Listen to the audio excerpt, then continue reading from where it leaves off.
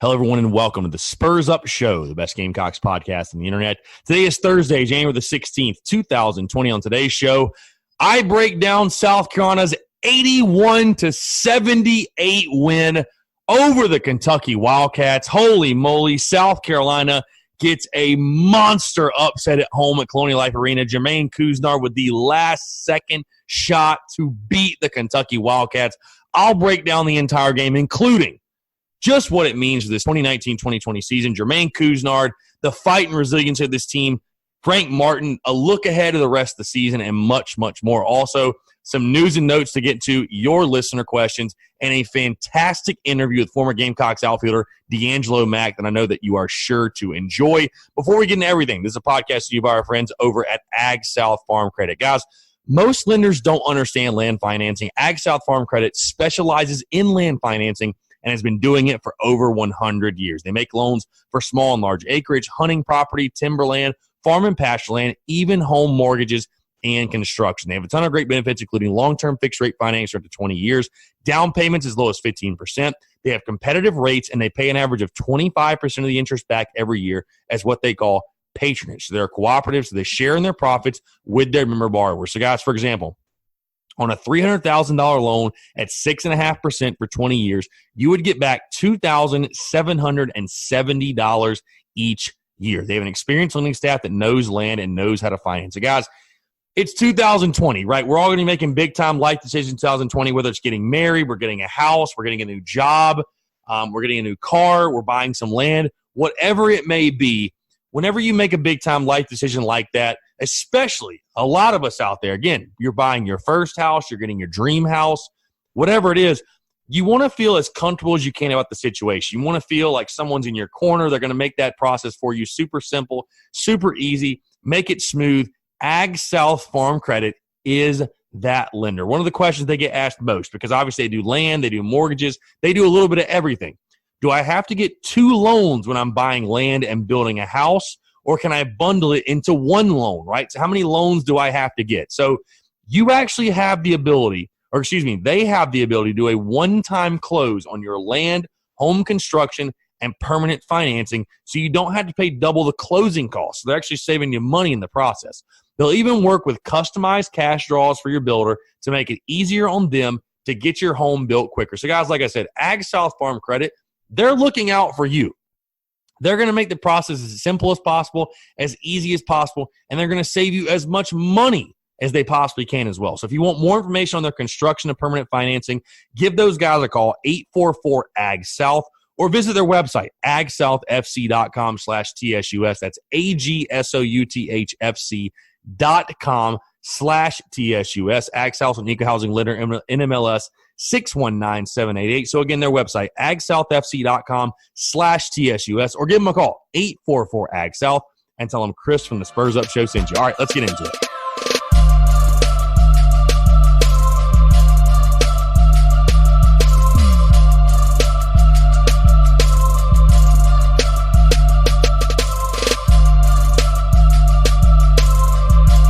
We did it!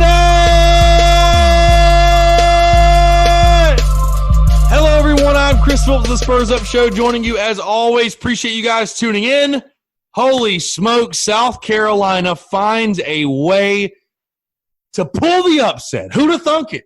Who would have thunk it? The Gamecocks get the upset over the Kentucky Wildcats in what was a magical, interesting, and dramatic night at Colonial Life Arena. Guys, appreciate you guys tuning in on a fantastic Thursday afternoon, morning, whatever it may be for you. Thank you so much for tuning into the Spurs Up Show. Again, I am Chris Phillips, your host as always.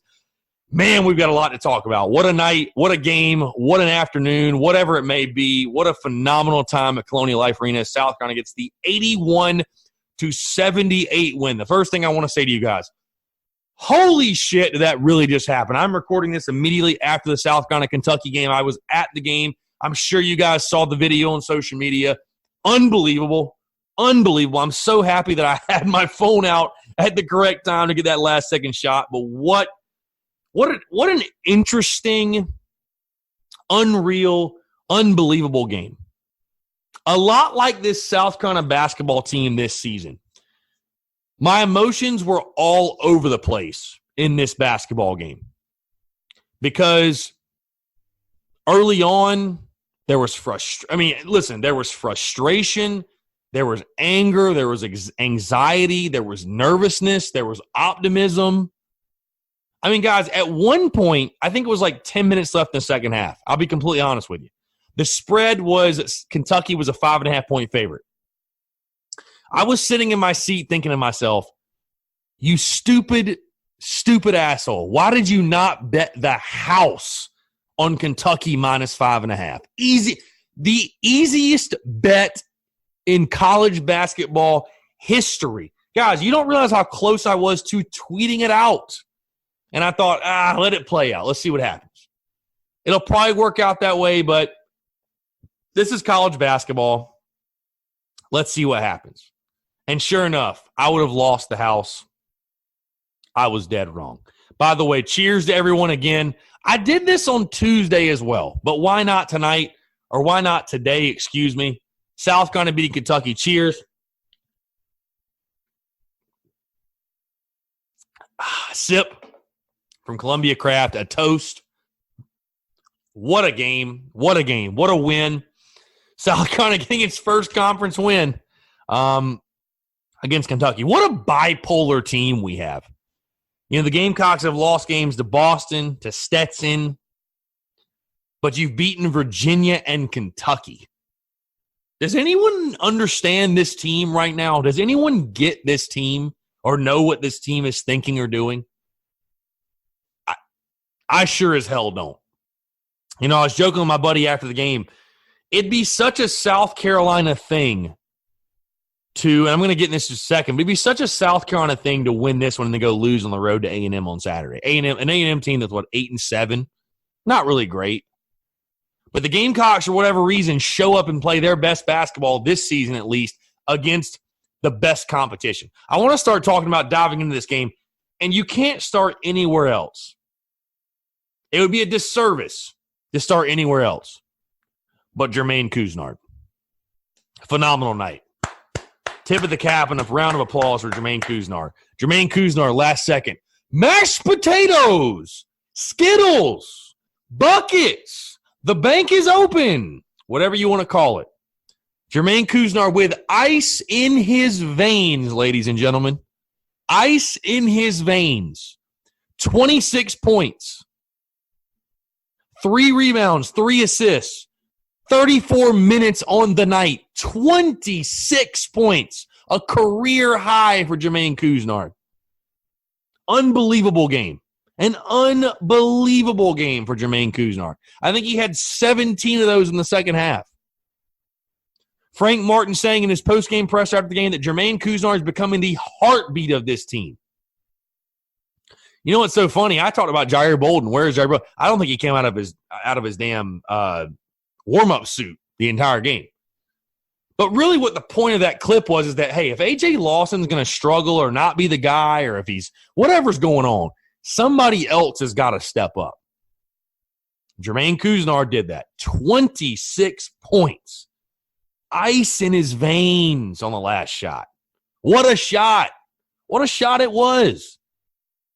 I will say this. Tip of the cap to the Kentucky guy that hit the fadeaway to tie the game at 78, that was a great shot. I wouldn't be saying that if we lost, probably. I wouldn't be giving him credit, but I will say that was credit. That was a hell of a shot. But Couisnard calmly, patiently walking it up the floor, gets about, 40, 45 feet from the basket, throws it up, calls bank, hits it, game winner. Unbelievable job by Jermaine Couisnard. What a game from him. What I hope and what I think could be possible, what I really hope is that this is the start of something big for a guy like Couisnard. South Carolina needs a guy like that to step up and break out, maybe take some of the pressure off A.J. Lawson. I don't know. Because I still believe in A.J. Lawson. He's still got talent. I still think he's that guy. But the Gamecocks need another big-time threat, another big-time scorer. And, again, what Frank said about Couisnard in postgame, the way we saw him play, and what we heard about him last season when he wasn't playing. Could he be that guy? I think he could. He showed that. He showed that to you last night. He is that type of player. I mean, really a guy that embraced the moment, even before that last second shot. I mean, he went toe-to-toe with Kentucky all night long. He proved good enough to drive, to score, to shoot from the outside, and he was athletic enough to cover their guys. I was very impressed from what I saw from number 5. Some other guys, I mean, Frank talked about him as well, but Justin Minaya, 11 points. Hit some big shots down the stretch, some big three-pointers down the stretch. Keyshawn Bryant with 15. Is there anybody who destroys the rim harder than Keyshawn Bryant does? This man is a beast. I'll tell you this, and again, this isn't calling him out, but this is just kind of the game. Also, I want to give a shout-out to TJ Moss, 10 points. A guy who is much maligned, much criticism, even from criticism from myself. 10 points on the night. He hit some big shots down the stretch as well. Should be duly noted.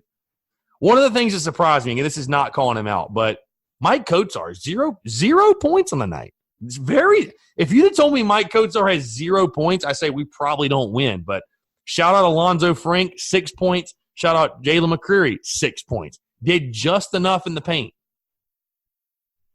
Did just enough in the paint for South Carolina. And again, it led to the tune of 56. 56 second-half points. This team, I think the biggest thing, win or lose, I would have said this win or lose, but the fight and the resiliency that I saw from this team last night, was, I'm not saying this team hasn't been fighting before and, there hasn't been resiliency, but this team could have easily laid down and laid an egg and, kind of beaten itself before it even got out there. Oh, we're playing Kentucky, big bad Kentucky. They're ranked 10th in the country. You know what I mean? Oh, woe is me, like whatever. And early on, it looked like it might have been that way. And even early in the second half. But this team never quit. This Gamecocks team never quit. And I think that's what impressed me the most. That's what I was happiest to see. Is that this team never quit on themselves, on each other, on the Gamecocks fan base. Shout out to the Gamecocks fan base, by the way. Showed up, showed out, phenomenal crowd. Really, really good stuff from the Gamecocks fan base. Really good stuff. There was a lot of Kentucky blue in the building. But I'll tell you one thing. When South Carolina made a basket or made a play or whatever happened, it got louder than shit in there. It got loud as hell. So shout out to the Gamecock fan base. You guys did an amazing job. And I'll be honest, I really think the South Carolina team fed off that energy. I do. That's a thing. Home court advantage is a thing. I think the South Carolina team fed off that home court advantage, that crowd energy. Just a phenomenal job by the guys to fight, again, to be resilient, could have easily hung their heads. You'd lost 3 in a row, like, woe is me. Everybody's down on everything. You come out and play your best basketball. And I said before the game, I don't think I said this on yesterday's show, but as we got close to the game, I told myself, I think South Carolina is either going to win this basketball game or they're going to get blown out. I don't think there's a middle ground there. I think they're going to get blown out or win the game. And at about the 10-minute mark, South Carolina had a choice. You can either get blown out or you can try to go win this damn thing. And sure enough, and thankfully, Gamecocks won it. I mean, unbelievable. Unreal. I do want to say something real quick. And I said this immediately after the game. This win is great. The Virginia win was great. These type of wins, especially get it at home in front of your fan base, is great. It's great stuff. But now what do you do? Now what do you do? How do you build off it? I relate this win over Kentucky to the win over Georgia in football. And it's a little bit different. But I relate it to that in the sense of that win is great. It is. It's phenomenal. But if you don't keep that momentum going and capitalize on it, it doesn't mean as much as you want it to. You know what I mean? South Carolina in football beats Georgia and then loses 5 of the next 6. What good did it really do? South Carolina basketball beats Kentucky. South Carolina basketball beats Virginia. You lose to Stetson the next game. You lose the next two. You lose 3 in a row. What did the Virginia win really mean at that point? So you beat Kentucky, right? You beat Kentucky at home. Great win. Phenomenal. And I'm still jacked up as hell. You can hear my voice. I'm pumped about that win. But you beat Kentucky at home. Now you go on the road to Texas A&M. Can you follow up that great performance? Take it with you. Texas A&M's not a great team. They got Buzz Williams as their head coach. So what? So what? You go into hostile territory. So what? A&M's not a great team, 8-7 or so. I mean, they're middle of the pack, kind of like you are, kind of like South Carolina is. Can you carry momentum, though? Can you build off this Kentucky game? Like, one of the things I don't want to see, Jermaine Couisnard, phenomenal night, 26 points, amazing. What I don't want to see is Jermaine Couisnard go out there Saturday and have 3 points, 4 points. Build some type of consistency. Build some type of momentum. Now that you've won this game, what do you do with it? That is my biggest question, because you still got to play Auburn next Wednesday at their place. And I know Auburn lost to Alabama last night. Basketball is crazy. But you're still going to be a dog in that one. Right? You're still going to be a dog in that one. And then you got Vanderbilt at home. You got a very good chance to win 2 of your next 3. And then Arkansas on the road, and who knows. But you got a chance to build something and go on a little bit of a run here. But you got to take advantage of this Kentucky win. Don't let it be an anomaly. Don't be Jekyll and Hyde. Don't be inconsistent. You know, it's maddening how South Carolina gets so up to play these big games, and then, you know, they play games that you feel like they should win or they have the advantage in. They don't show up. They just don't show up. So, you know, as happy as I am about the Kentucky win, do something with it. Let's do, and it's in more of an encouraging. I'm not saying in like a hateful way or like a talking shit way. It's just like, hey, let's do something with it. We got this thing rolling. Let's go. Anybody who thinks South Carolina fans don't care about basketball didn't see the same crowd that I saw last night. This fan base is starving for a good basketball team. Granted, this is not a fan base where if we suck, you're going to sell out the arena every week. It's just not going to happen. It's not. Hell, you're having trouble selling out college football games right now. But this is a fan base where if you are a good basketball team, just good. You don't have to be great, slightly above average. This fan base embraces basketball. It really does. This fan base embraces the basketball team and embraces the sport of basketball. So build off this win. Use it to your advantage. Keep Uncle Mo in your corner, right? Because I know a lot of Gamecock fans joke, and I'll say it on this show, but it would be the most Gamecock thing in the world to go on Saturday and lose at A&M after you beat Kentucky. It really would. Like, beating Kentucky was the most Gamecock thing ever. It's just unreal. Hard to believe. All right. Let's move on. Let's talk about the pressing issue I know a lot of you probably tuned in to hear about. Let's talk about Frank Martin. Man, I tell you, man, I love Gamecock fans. Gamecock Twitter is the most entertaining thing in the world. Gamecock social media is great. It really is. Some of you people, I tell you, man, I think here's the thing, which is the wildest thing about social media. I think the most miserable people on the apps come out after South Carolina gets a big win. Not after they lose, after they get a big win. Because, and it wasn't a ton necessarily, but there was a fair number of people. Oh, fire Frank Martin. You said fire Frank Martin. How do you feel about Frank now? I want to go on the record and say I never said to fire Frank Martin. I've never said that once. I've said I've grown weary of some of the shit he's done. I said if you miss the postseason, you should reevaluate. I've not said fire Frank Martin right now. I've not said that. I just want to make that clear to everyone that's curious or confused or whatever it may be. So I want to make that clear. I mean, social media, I love it. I mean, trust me, my business wouldn't exist without it.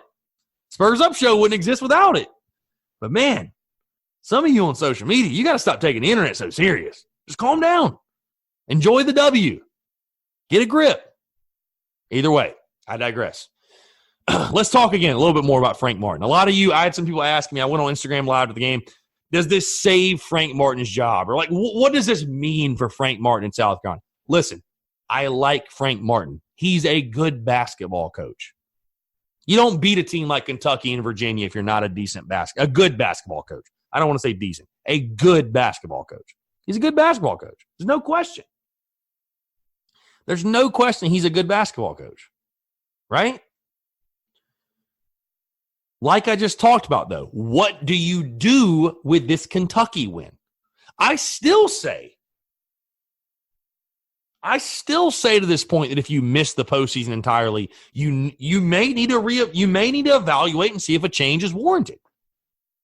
And I don't think it'd be necessarily completely unwarranted if you miss the postseason. I really don't. You know? I like Frank. We can't keep giving a lifetime contract, though, because of one Final Four. The Kentucky win is great. But again, the Kentucky win for Frank Martin means the same thing the Georgia win meant for Will Muschamp. I mean, if Will Muschamp goes on a streak and wins the next 6 games in a row, we finish 9-3, well, yeah. I mean, for sure. I mean, great. Extend him. But he didn't. He lost 5 of the next 6. So you got at A&M, at Auburn, Vandy at home, at Arkansas, Mizzou at home, at Ole Miss, A&M at home, et cetera, et cetera, et cetera. Go on a winning streak. Because to me, and I saw some things on social media saying, well, it's the players, obviously the inconsistent. To me, it almost points more to the coaching. Like, your players are good enough to go on the road to Virginia and win and beat Kentucky at home and win. Why are they not good enough to beat Stetson at home and Boston at home? Why are they not good enough to go on the road to Knoxville and beat an average Tennessee team? I'm not saying you haven't been close, but you don't get paid to be close. You get paid to win. You don't get paid. How many of you listening get paid to be close in your jobs? You get paid to be close to the numbers. Not on them, but close. What the fuck is close? Nobody gives a damn about close. Nobody gets paid to be close. You get paid to do it. You either get it done or you don't. Again, I like Frank. I've never said fire Frank Martin once on my show, and I'm more weary to say fire Frank Martin than I was fire Will Muschamp, because Will Muschamp's never won anything. He's never won anything. I think he took Florida to 11-win season. I know he won the Outback Bowl, but nothing really of significance. And frankly, ironically, I'm saying that frankly, but just to be completely honest with you guys, not to switch this convo to football, Will Muschamp is looked at as a joke by a lot of the national college football world. I hate to tell you guys. Frank Martin is a very well-respected basketball coach. Good, he's very well-respected. Had success before South Carolina. He'll probably have success after if he still coaches. That's why I'm so hesitant to kind of, I like Frank, I do. But there has to be some sort of expectations with the job. There has to be some sort of, what a standard. There has to be. So that's why you're not seeing me, explode in the way that I did over Will Muschamp. So it's a much different scenario. Much different. So that's what's funny when I have people on social media saying, oh, you're the fire everyone got. Like, I haven't said fire Frank Martin once. I'm actually quite the opposite. I just want to see how it plays out because like you saw last night, basketball's so crazy. You never know. God, South Carolina can win their next, how many conference games? They're 1-2. They got 13 conference games? They could win the next 13 in a row. You never know. The sport's crazy. This sport is crazy. But if you're Frank Martin, the inconsistency issues of this team lie on you. They're on you. You've got to find a way to pull out whatever you've gotten in Charlottesville and against Kentucky and pull that out against everyone else. You can't, I mean, I know the players are the ones on the court shooting the basketball, guarding, doing everything. But, like, it doesn't make sense that a team that can beat Kentucky and Virginia can't show up to a game at home and beat Stetson. That, to me, screams a lack of preparedness. That screams to me a lack of want to, a lack of effort. And again, can you build any sort of consistency? Go on the road to Texas A&M. And again, it's hard to win on the road in the SEC. I acknowledge that. But can you go win on the road against an A&M team that isn't much better than you? Not really. What do you do with this win? People say, people ask me, does this save Frank Martin's job? I mean, I don't think his seat was boiling or anything. I mean, I just think there's chatter. It's year 8. People want to make the tournament. I want to make the tournament. I mean, there should be chatter. You get paid a lot of money to win basketball games. When you lose, there should be some chatter. It's not because you don't support them. And I think, again, that's the disconnect that not the majority don't, but that's the disconnect that some fans have. They can't handle criticism of their own team or their own coach or their own players. It comes from a place of just wanting to win. It's nothing personal. Like Frank a lot. And again, build off of this win. Build off this win over Kentucky. You've obviously got good players. You've got players that embrace the moment. Now find a way to pull it out of them each and every single game. So, but wrapping it up, awesome. An awesome game. Crowd, again, shout out to the Gamecocks crowd. Phenomenal. Stayed in it the entire game. The students, shout out to the Gamecocks students. Amazing. So loud. Made it a great environment. I mean, really, the best. And I haven't been to, a ton of South Carolina basketball games before this season. This is my first season with season tickets. But that was probably the best South Carolina basketball environment I've ever seen. And again, I know there were a lot of Kentucky fans there, but I mean, just a great environment. Really was. Really, really great stuff. I was so happy to see it. And a great win, man. It's just so nice to be happy for Gamecocks basketball the way we are, the way we were last night. It's awesome stuff, man. So, good stuff. So let's get into some news and notes really quickly. Connor Shaw obviously introduced today, replacing Marcus Lattimore, taking over player development. Really good stuff. A lot of you asked, how do you feel about the Connor Shaw hire? I mean, if you're going to replace a legend like Marcus Lattimore, who else but Connor Shaw? I mean, the winningest quarterback in school history, the GOAT, the legend. I think he's going to have a tremendous impact on this program. It's just great to have him back in Columbia, a guy that knows exactly what these guys are going through. I think he'll have a major impact on the recruiting trail as well. And again, a guy that's it's great to get him back in Gamecock circles. I joked on social media that, I'd love to see Connor Shaw be the next head coach. And shout out to all of you out there that took that tweet so literally and got upset about it. You guys are really what makes social media fun. But it's great to have 14 back in Garnet and Black, man. I'm so happy. So happy for Connor. Obviously, he's been on the show before, a friend. So happy for Connor, his family. And to get him back in Columbia is something special. It's really, really good stuff. And I think it only means fantastic things for South Carolina. Also, another quick shout out, Chris Silva. Getting a roster spot with the Miami Heat, gets a 2-year deal. He's had a great season. What a great thing, man, for a guy, Chris Silva, who's battled his ass off, has learned the game of basketball while he's at South Carolina, has really worked his butt off, and gets rewarded for it. It's great to see Chris Silva balling at the NBA level. He's had a really, really good year. Honestly, he's exceeded my expectations. And it's just great to see. So kudos to Chris Silva for what he's done in the NBA level, getting that 2-year deal and getting his payday. Congratulations, Chris. So, all right, do have some listener questions I want to get into really quickly. I posted the question box on Instagram the day before the game, so I'm sure a lot of these are not related to the South Carolina Kentucky game. I'll repost a question box tomorrow, and we'll kind of have that chat on Instagram. But I want to go ahead and knock out these listener questions. Got a lot of good ones. Then we'll get into this interview really quickly. Austin20_. Who do you think will win the starting job, Luke or Ryan? I think Ryan Helinski right now, I think his experience a year ago pays off big. I think Ryan will beat out Luke, but I do think Luke Doty plays. Again, remember, he can play up to 4 games and still get his red shirt. So expect to see Luke Doty on the field. Weston Carsetter. Short list for linebackers, special team replacement coaches.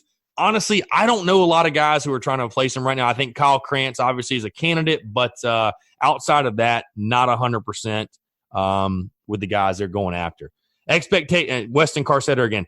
Expectations for next season with new coaches and strength and conditioning coach. Just get better. I mean, the strength and conditioning coach, you just hope everybody stays healthy. Get healthy and stay healthy. That's my expectation. As far as the offensive coaches are concerned, I don't know how much the whole philosophy is going to change, what the offense is going to look like, but I want to see the execution get better, and I want to see the play calling get better. Those are the 2 big things I really want to see improve. Let's see. Henry Hodge, how will the loss of our linebackers coach affect us? I wouldn't say it's a major loss or anything. I mean, it's not like you're losing your defensive coordinator or, your head coach or whatever. Hutzler, obviously a light guy, well-respected guy. I expect South Carolina to get somebody in there who can fill in well. I will say the linebacker position, I'm not throwing it on Hutzler, but it has struggled. So maybe it's good that South Carolina gets some fresh blood in there. That's what I'll say. Let's see. I don't know if this is like a joke of a question, but I'm going to read it. _Novus. What's your favorite cheat meal? Ha ha.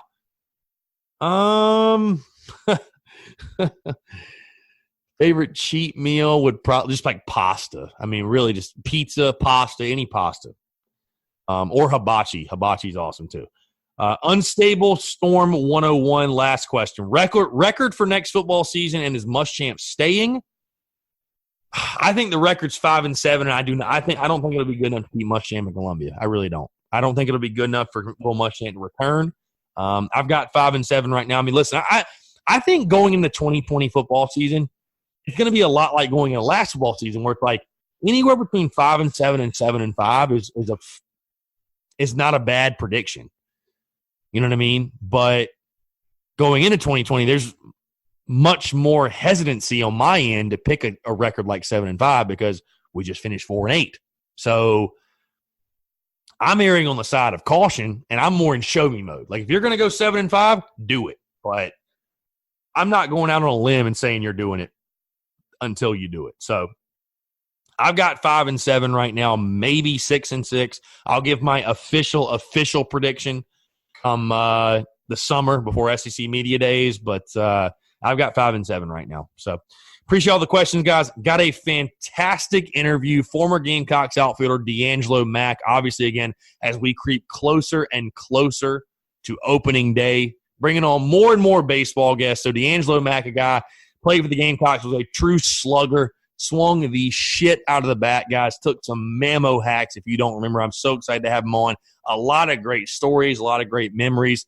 I know you guys are going to enjoy this interview. It's all brought to you by our friends over at SeatGeek. Guys, whatever you may need tickets to, whether it's South Carolina Gamecocks sporting events, concerts, comedy club events, NFL, NHL, NBA, MLB, whatever it may be, SeatGeek has got you covered. Go download the SeatGeek app or go to SeatGeek.com. Use the promo code SPURSUP. You're going to save $20 off your first purchase. Guys, again, they have tickets to everything. They've got a great ticket rating app, which rates the tickets for you based on the type of gear you're getting. Whenever I need tickets to South Carolina Gamecock sporting events, especially, I go through SeatGeek because I always have the confidence to know that whatever seat I'm getting, number one, whatever seat I am getting, I know I'm getting the best bang for my buck.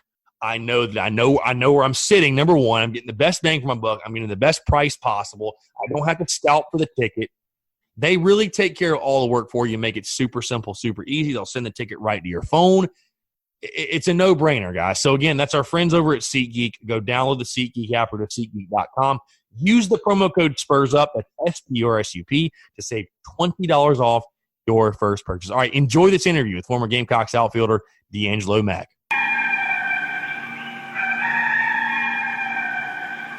All right, joining us today on the Spurs Up Show is a man that played for Gamecocks baseball from 2006 to 2009. During his South Carolina career, he hit .337, had 21 home runs and 82 RBIs. In 2008, he was named to the NCAA Regional All-Tournament team, and in 2009, he was SEC's second team.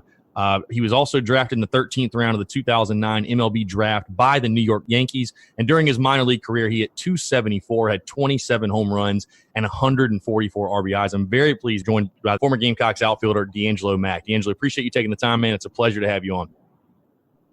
Thank you, Chris. Very excited to be on the show, and thanks for having me. Absolutely. So, DeAngelo, let's start in the beginning for you because obviously you were a guy. You're from Columbia, South Carolina. You played your high school baseball at Airport. Just talk about the recruiting process really quickly. I mean, was it ever I guess what was that process like? Because I know it starts really, really early in baseball, obviously, and you being a guy that was a top prospect.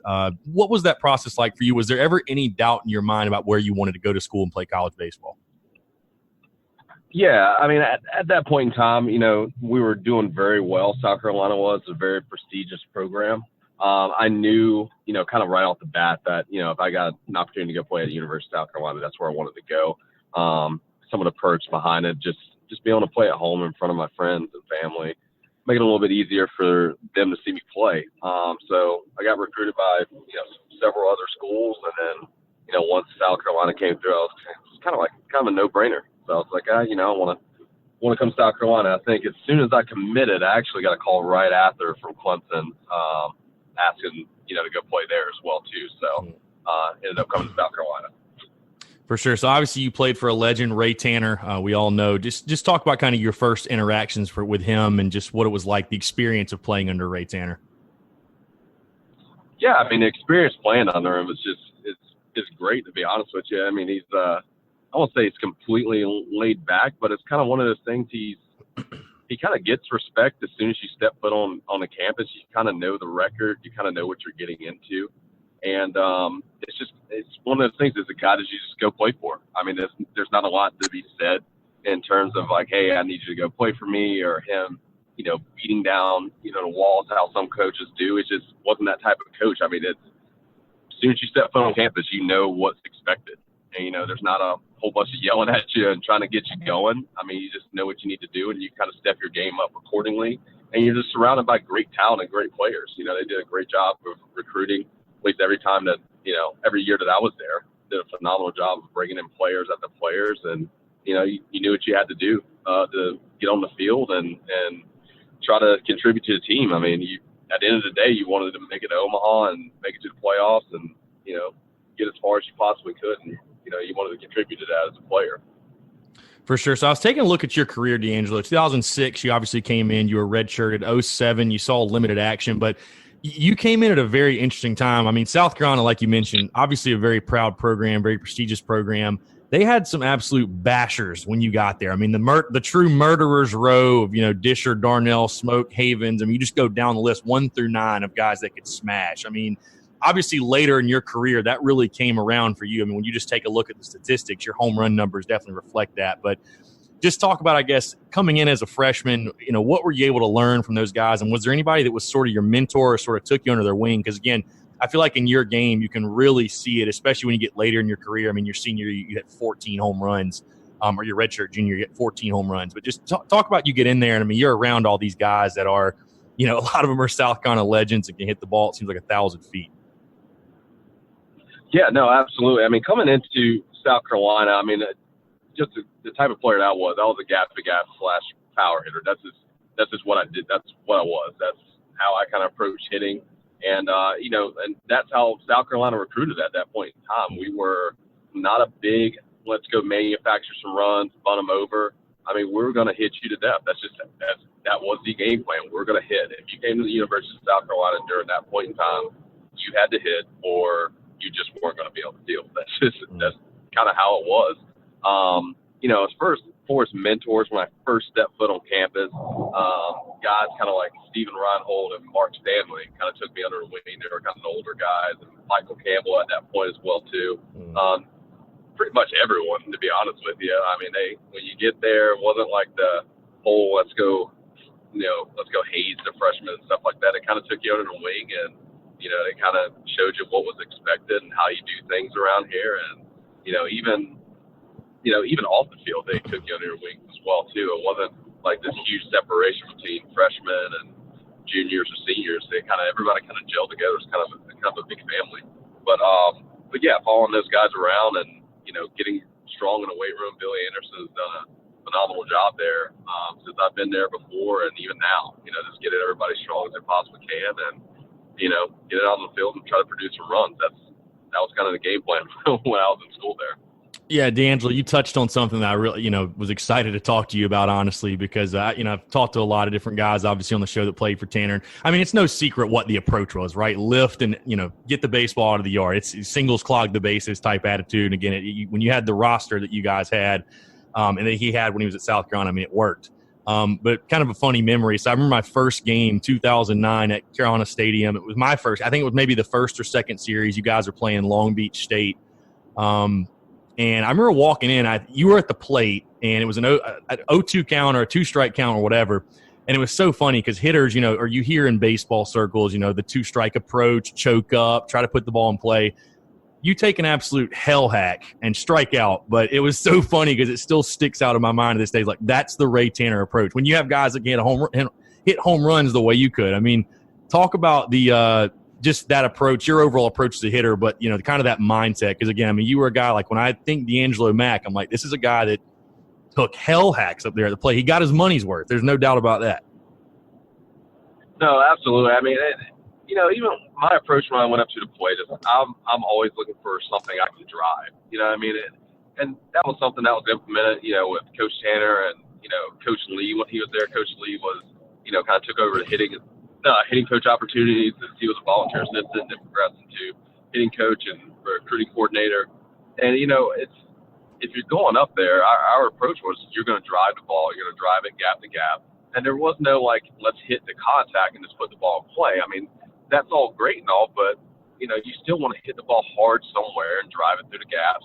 And then, a lot of times if you hit it hard enough, you're going to run into a lot of home runs. And that was our approach all the time. And even with two strikes, like, yeah, mentally you want to shorten up, you want to battle a little bit. Ideally, you want to, ward off as many good pitches as you possibly can to get the pitcher to make a mistake and leave something out over the plate, and then you can take advantage of it. So, I mean, yeah, before it's choking up with two strikes, I didn't want to do that. I mean, what's the difference between striking out at this point and then hitting a little dribbler to second or shortstop and getting thrown out? I mean, you can still have a solid approach to the plate with two with two strikes and go up there and battle. I mean, not a lot has changed. You know what I mean? Your pitcher still has 60 feet. The plate's still X amount of inches across. You still have to square up a ball in order to get on base. And that was kind of our approach philosophy. And honestly, going into pro ball, not much was different with that.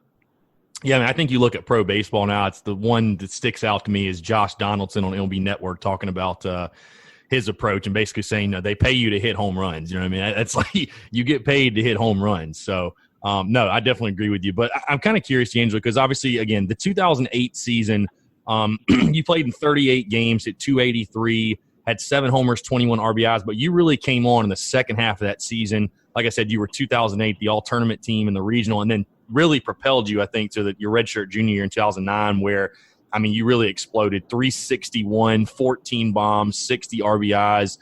What do you attribute that to, I guess, kind of coming out and, breaking out? Would you say just getting more opportunities or you just developed as a hitter and a player as a whole? I mean, what would you attribute that development to? I mean, you're around enough good players long enough, you have to heighten your performance, right? And the way you come out and come on the field, I think, a lot of it has to do with just opportunities and get it on the field and just being able to play as much too. And then, as you're in college a little bit longer, the first thing you come out of high school and the game's like, a little faster than what you'd expect. So you're trying to make adjustments to slow the game down. And as you're there long enough, the game starts to slow down and, you start to get some experience on the field. And then, it starts to become like anything else. And once you get kind of solidified in your position and what you're going to be as a Gamecock on the field there, then that contributes to it for sure. I mean, just having the opportunity and knowing like, all right, well, this is kind of your spot to lose. And, it's a little easier to play. For sure. Was there ever a pitcher in your career, whether it be college or pro, where you felt like, I guess we'll go both sides of the coin, a pitcher where you felt like for whatever reason the guy always gave you trouble, and then was there a pitcher, the guy you faced, you're like, I own this guy? There's always a couple guys that you would see. I'm trying to think of the toughest guy I faced throughout college and pro ball. I guess pro ball, there's a guy, Jake Diekman. He was with the Phillies when I was there, left-hander. And he literally would kind of just step across his body, and his arm slot and his release would come out somewhere in and around first base and second base, like the first baseman and second baseman. And as a left-handed hitter, you know, the first pitch you're looking at, you're trying to figure out where this guy's going to release this ball. He's stepping across his body and releasing pretty much behind you as a left-handed hitter. And, you know, it was anywhere between 94, 95 up to 97, 98. And it just never looked like that. I remember my first time facing him, I was watching him warm up, and I'm like, all right, he's probably low 90s. And I'm looking at his scoreboard. I was like, is that right? It was like, you know, it's easy 96, 97 from the left side. And, I mean, just completely sidearm and off on the first base side release. I'm like, okay, this is going to be interesting. And getting up at the plate, I remember just the ball just completely getting on you. I'm like, well, this is going to be an interesting at bat because, hey, I'm trying to figure out what this guy's releasing the ball, and it's, you know, mid-90s. So he gave me a lot of trouble, needless to say. You know, and you know, I don't know. I can't think of someone I just completely owned. There's just some days, you know, you just get some great pitches to hit, and you can see the ball well off of some guys, and some guys you don't. I think that's the biggest thing is, you know, if you can pick up the ball early off someone, I think it makes it a lot easier to hit. The hardest guys I think that there were to face for me were guys that kind of threw out of the same arm slot, but the ball did something different every time. Guys that threw two different fastballs were some of the hardest guys to hit, especially in pro ball. I mean, you get the 2-0 counts, you get the hitters counts, and, you know, they're throwing cutters in there on you. And it looks like it's coming out the same, looks like, you know, a ham and eggs fastball, and then all of a sudden you're wearing one off the label or off the cap. So those were some of the hardest guys that can move the ball around. Not necessarily the guys that threw hard. Right. Some of the guys that threw hard, just, you know, you can find one over the plate. You know, hard was irrelevant kind of in pro ball. You know, if you threw upper 90s, even some guys tripped digits, it really wasn't as hard if it didn't have the movement on it. Once you got into the movement, that's where things really started to change for you. For sure. So you sort of touched on a little bit earlier about your recruiting process where, you know, you're a guy from Columbia, wanted to play for USC, and Clemson sort of came on late in the recruiting process. Talk to me about the South Carolina Clemson baseball rivalry, because I think you can make a very solid argument. It's the best rivalry in all college baseball, definitely the most intense. Both fan bases are definitely into it, both teams. You got a lot of guys that are from the state on both squads. And it's funny, I was looking back kind of at your career, the years you were there. You saw some awesome moments in it. I mean, I think 2006 was the year that Harley Lale threw up the 4 to the outfield. 2008, you have Justin Smoke hitting, I mean, just an absolute bomb to right field after he stares down the Clemson pitcher. You had a walk-off, obviously. You had a walk-off hit in 2009 against Clemson. Just talk about the South Carolina Clemson rivalry, what it was like playing in that, what it means to you now. Yeah, it's just I mean, it's a lot of magical moments, it seems like, comes out of that series. And it's a big series. I mean, the fans, everybody's packing out the stadium. You know, fans are going wild, whether we're at Clemson or Carolina. You know, it's just, like you said, for me, that's one of the best rivalries in college baseball. I mean, it's just, we bring out the best in each other. You know, we want to win, and we want to take home the bragging rights for that. So, I mean, it's nothing short of just, you know, spectacular to go out there and play. You know, Carolina Clemson rivalry. I mean, it's unbelievable. You know, and then being able to experience some of those games. You know, with Smoke hitting that home run. I remember that home run, and it probably still hasn't landed.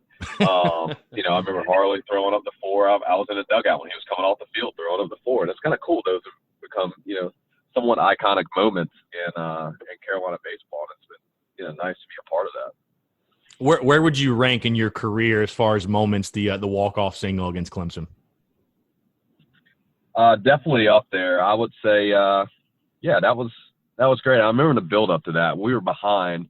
Trying to think how many runs we were down. I just remember, you know, Adam Matthews having a really good at bat and walking. Then we had Casey Ryan as well had a good at bat, and then Enders, I think, ended up hitting the single to the left as well too. And I was just thinking in my mind, I was kind of counting all the batters ahead of me. I was like, man, if we can just get up, I just want to get up. And I felt like I was seeing the ball well off of, I think it was maybe Casey Harmon I was pitching at that point. I feel like I saw the ball well off of him, even for a left-hander. So I was like, if we can just get up, the pressure's on them, the momentum's building. We're at home. This is great. I was like, we can do this. And finally we did, and it was kind of one of those things you would think as a hitter you would get kind of nervous up there, but it wasn't, because felt confident in our team. We had a lot of momentum, and all the pressure was on their side. It was kind of theirs to lose, and ended up getting a good pitch to hit, and just thinking in the back of my mind, just don't do too much,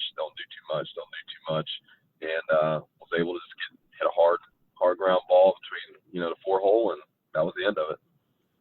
For sure. So March 2009, that same year, DeAngelo, like I talked about, that senior year, you had 14 home runs. I'm not sure many of them were talked about more than the one you hit in March of that year. I think you guys were playing App State. Either way, the scenario, you're up to the plate, facing a lefty. He throws you a hanging curveball, and you just tomahawk it in the right field over the buses. And I think they said at that point, which that was the first year of Carolina Stadium, but at that point it was the longest home run ever hit at that park. Just talk about that at bat. I mean, is that one of the longer home runs that you've ever hit in your career? Yeah, it's definitely up there. During that at bat, I kind of remember the pitch. It's kind of one of those ones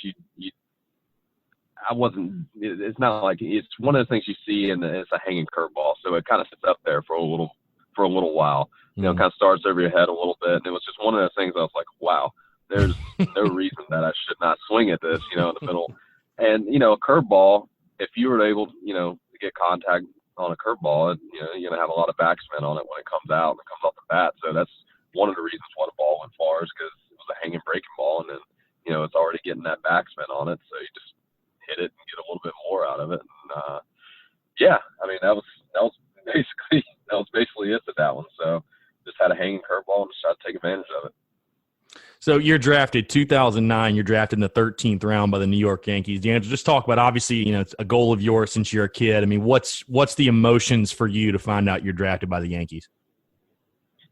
It's great. It's kind of unbelievable experience. I mean, you as a kid, you grow up, I want to be a professional baseball player. That's every kid, right? That's your dream. You see it on TV, you watch TV, you kind of emulate, being, your favorite baseball player. King Griffey Jr. was mine. So I was always trying to swing like him, bought all his cleats, all this other stuff. And it's just kind of like that moment. You're like, all right, well, I kind of made it there. It's kind of unbelievable. It's kind of like, since you're 4 years old playing T-ball, you're like, that's the ultimate goal, right? You want to make it to professional ball. And when it happens, it's kind of like, wow, this is crazy. I'm going to be a professional baseball player. And, that's kind of it. And it's kind of like, all right, now it's time to go to work. Yeah, I was going to say, you had a solid career. You take a look, 274, like I said, 27 homers, 144 RBIs. You definitely carried over the power numbers in minor league baseball. But when you just take a look at your career as a whole, and I guess when you reflect on it, what's the biggest thing you take away from your experience playing minor league ball? Just the guys that I played with, to be completely honest with you. I mean, we keep up with each other all the time. Minor leagues is a grind. It is a grind, and it's kind of, you become family with these guys because you're with them more than you are your own family. You're with them nonstop, so they become, kind of like your brothers from another mother, so to speak. I mean, you keep up with them. I still play fantasy football with the same group of guys from my draft class from 2009, like same group of guys. So I mean, it's that's the best thing I could say I can take out of it. I mean, my buddy got married. He was my roommate, Neil Mitchell. He was an outfielder taking the round before us, so you wouldn't think. You think we'd be in competition the whole time. But we were like best friends with the Yankees the entire time. We had his wedding 3 years ago, and it was crazy because we had guys come from just across the nation, guys from California, guys from Florida, guys from Jersey, everywhere, just coming back across us. Some guys are still playing pro ball, some guys aren't. Some guys are still in the minors, but it's still, you shared that experience with each other, and it just kind of doesn't go away. It's kind of being in a fraternity. Once you're in there, and That's it. But that's honestly my biggest takeaway. Playing baseball, you miss it, and but I can always go out and go play baseball. I can go pick it up somewhere. But the experience you have with your teammates, you don't get that. None of us are going to be in a locker room again. So that's my biggest takeaway from that. Absolutely. For sure. Now, obviously, DeAngelo, after you leave, South Carolina goes on this crazy run, back-to-back national titles. Yeah. They go to the title in 2012. I know because I've talked to a couple different guys that were played with you and then played on those national title teams as well, and they talk about just how really how tough and how agonizing of a loss. Because you guys obviously in 2009 you go to the regionals, you lose to ECU on a walk-off. It really left a bitter taste in everybody's mouth. But again, you leave, those guys win back-to-back national titles. I mean, you're obviously in pro ball. How low-key envious were you, though, of those guys? And I guess also how proud were you of the guys that, you obviously play with, making that run and winning those championships? Oh, I was so proud. I was in Charleston at that point, and it was funny because one of my teammates was from UCLA, and obviously we're talking trash back and forth, but we actually had it on the scoreboard playing, so we can watch some of the game as well too. But I could not have been more proud of that because everybody's a part of that. Even though we're not on the team, but the guys that play with me before me, that's for everybody, and we're extremely excited about that. I don't even want to say envious because here's the deal: if I have one more year of eligibility, if I would have came back, who knows what would have happened? The lineup's different. People are playing different places, so what happened to that team in 2010 was supposed to happen exactly the way that it happened. And, I wouldn't change that at all. Proud to be a Gamecock after that moment, even before, but super proud. And, I would not have changed one thing at all about it. For sure. So when you I want to get your opinion on South Carolina baseball right now, because obviously Coach Tanner, fantastic career, decides to step down 2013. Chad Holbrook comes in. Couple solid years, obviously didn't work out. Now we're on to Mark Kingston and South Carolina baseball. It's a really big year for Gamecock baseball. First year into Mark Kingston, obviously going to a super regional, which is a fantastic year. I mean, at South Carolina, obviously the expectations are Omaha or bust, but in reality, a great season. Last year, sort of a struggle. You had injuries, especially at the front line of your rotation. I'm not sure how many games you get to watch, but are you familiar with Mark Kingston at all? Obviously, the job he's doing. What's your kind of take on the state of Gamecock baseball right now? Yeah, I went to one game last year. I think it was the Auburn game, and they're kind of in a rebuilding phase, so to speak, or trying to gather and get everything that they need to have in terms of to have a successful team and a successful season. And I'm sure Coach Tanner has all the confidence in the world, and Coach Kingston, I unfortunately haven't had the opportunity to meet him or talk to him yet.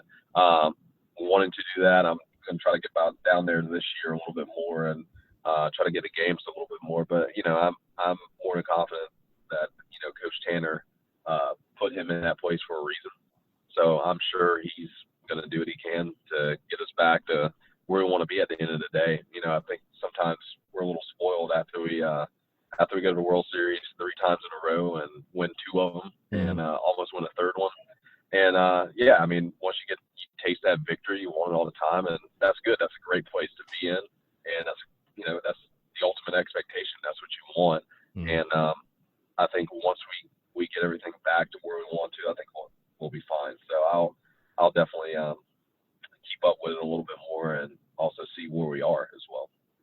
You definitely hit the nail on the head, because I joke with a buddy of mine that, it's funny. Nobody talks about the 2012 team, and they literally went to the College World Series final. I mean, you never hear about them, but because they didn't win it, it's like, no, we didn't have a good year. It's like for any other school in the country, that's like the best season in their history. And it's just kind of funny that one gets swept under the rug. But now I was going to say, I know you said you went to a game last year. I know last year South Carolina kind of revamped the outfield wall, and it's really cool the way they have all the regional appearances, super regionals, College World Series. Like, how much pride, I just have to imagine, how much pride do you take in when you look out there and say, like, I was a part of those teams, I'm a part of that tradition, that history? Like, it's got to be a really, really cool feeling for you.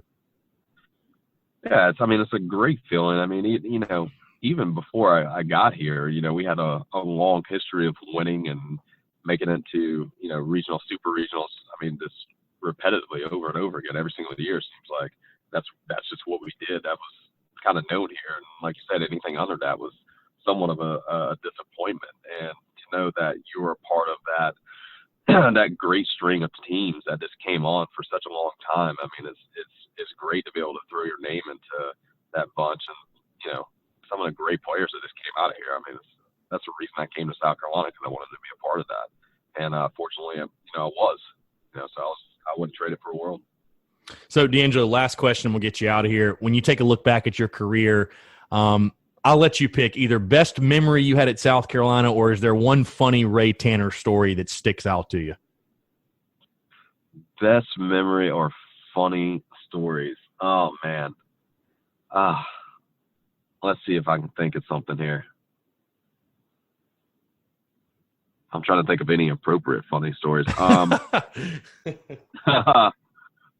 tell you what, the funniest Coach Tanner story, not funny, it was just so we were in Kentucky, and we were playing in Kentucky. We packed, and it's supposed to be 60-ish in Kentucky for like Friday, Saturday, and maybe a little cooler on that Sunday.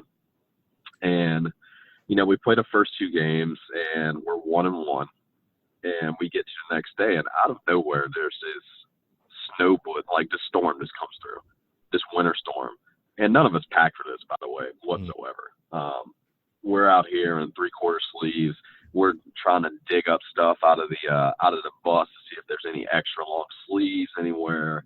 And lo and behold, this turns out to be the coldest and most miserable game I ever played in my life. I see, Coach Tanner doesn't show like emotions in terms of like what the physical aspects of like the game is, if it's cold or hot. He's pretty stone faced on stuff like that. And we're warming up for this game. We're inside, obviously. It's snowing and sleeting outside. And, the head coach for Kentucky comes to say, "Hey, we're going to try to play it." And we're all laughing. Like, yeah, try to play what? Like, the wind's blowing 25, and there's probably like a 19-degree wind chill. They're like, no, we're going to play. We got a break in snow, yada, yada, yada. And, we're just like, all right, well, we're getting ready to go play this game. So, like, you got to get your mind right to go out there and go play. I mean, it's freezing cold out there.